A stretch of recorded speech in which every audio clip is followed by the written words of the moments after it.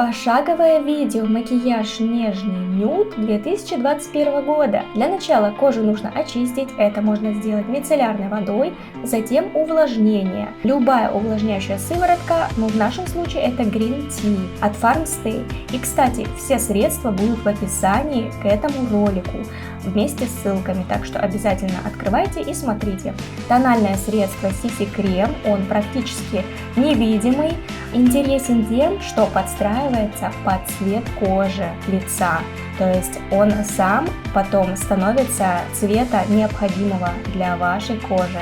Это очень здорово для тех, кто делает макияж редко и не знает, какой у них тон, потому что все-таки в магазинах редко удается подобрать правильный оттенок. Это тональное средство имеет сатиновый финиш, оно немножечко блестит и не чувствуется на коже, что очень здорово в жаркую погоду.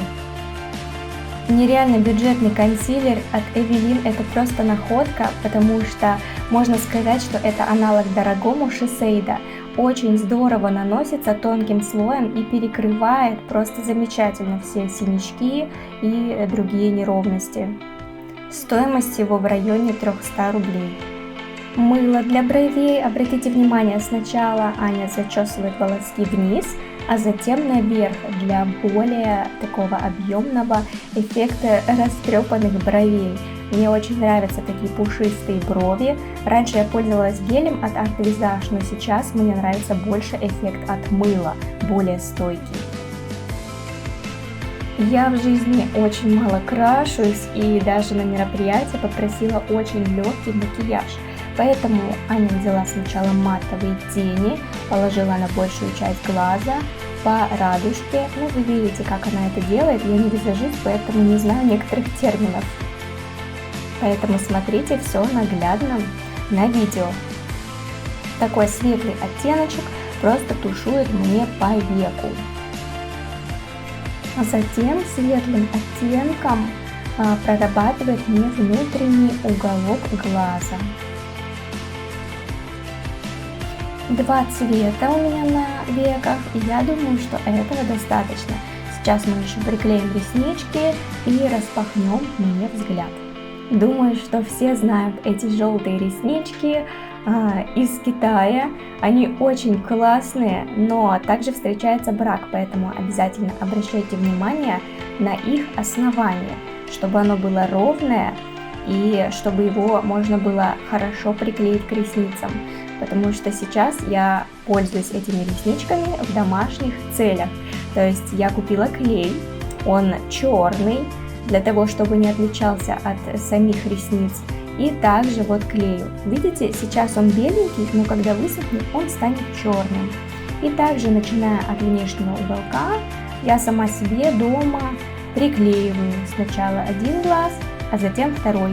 Кстати, раньше я пользовалась несколькими длинами ресниц, это 12 и 10, но теперь я ставлю только на уголки 12 длину. Точно такую же, как сейчас мне клеит Аня.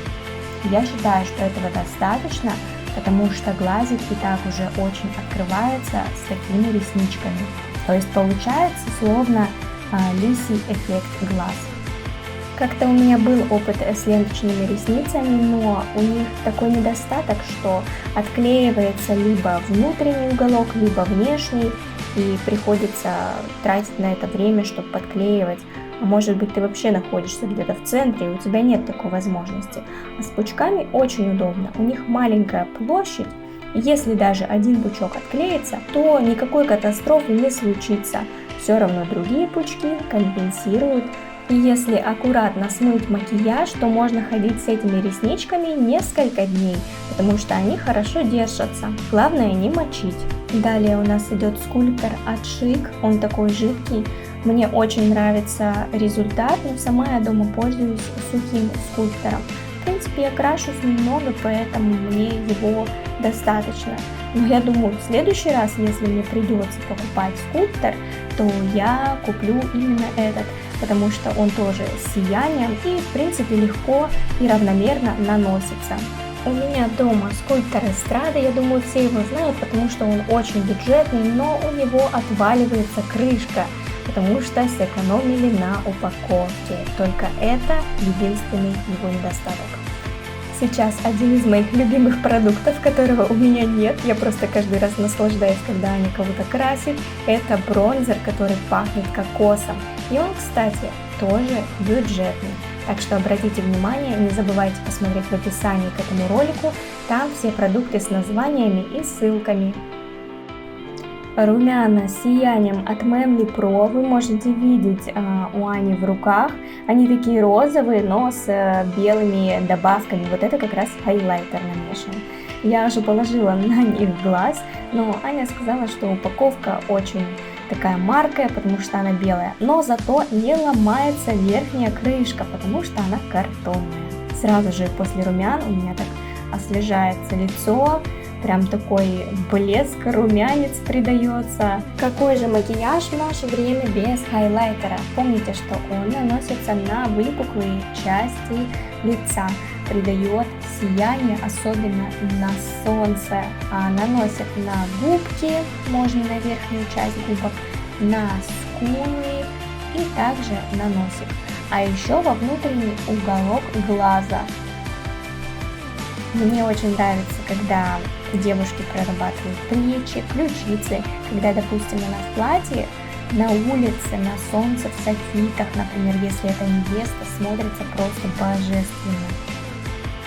Для большей стойкости губы сначала красим карандашом. Видите, она намечает контур, а потом уже прокрашивает внутренние части губ.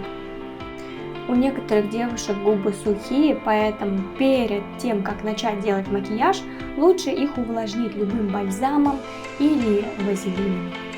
Пока вы делаете макияж, губы впитают, размягчатся и будет легче красить их карандашом либо помадой. Этот карандаш Stellary очень бюджетный, его можно купить примерно за 150 рублей в Магнит Косметик, если даже не дешевле. Так что обратите внимание, зайдите, посмотрите, очень качественный продукт.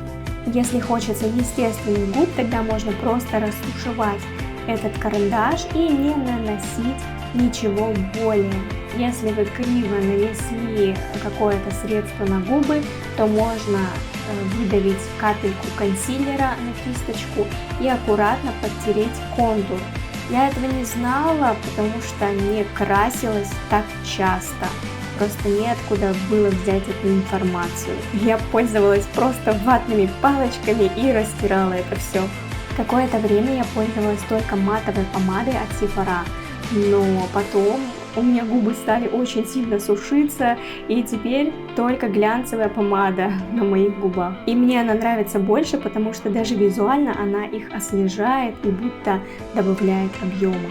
И в завершении фиксатор от Urban Decay, чтобы макияж стойко и прочно держался даже в самую жаркую погоду. Как вы могли заметить, в этом макияже нет ни туши, ни проработки межреснички, никаких подводок, стрелок, потому что я все это не люблю, и мне не нравится стоять и смывать макияж по несколько минут, тратить на это, шоркать свою кожу мицеллярными средствами. В общем, я против этого. Напишите, как вам результат такого легкого макияжа, любите ли вы такой свежий легкий макияж нюд, или предпочитаете добавить стрелочки, или еще что-то поинтереснее. Мне будет очень интересно почитать ваше мнение. Обязательно подписывайтесь на канал и увидимся в следующем видео.